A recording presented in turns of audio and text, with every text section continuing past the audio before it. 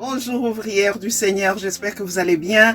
Notre texte de ce jour se trouve dans Jean 20 du verset 26 au 31. C'est la deuxième apparition de Jésus à ses disciples.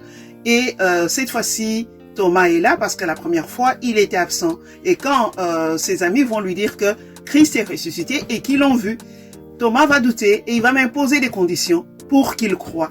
Et voilà que cette fois-ci, ils sont enfermés dans une pièce parce qu'ils sont toujours dans la peur, la porte fermée. Jésus va apparaître dans cette pièce, il va faire son entrée et la première chose qu'il fait, c'est quoi? Il leur dit que la paix soit avec vous. Il commence par le rassurer, par les apaiser parce qu'il savait le besoin dans lequel se trouvaient ses disciples. Et la deuxième chose, il s'approche vers Thomas pour lui demander justement de mettre sa main dans ses côtes pour vérifier et rencontrer toutes ces conditions qu'il avait posées. Et là, Thomas reconnaît tout de suite que c'était son Seigneur et son Maître qui était devant lui et il va le reconnaître, il va le proclamer, il s'humilie.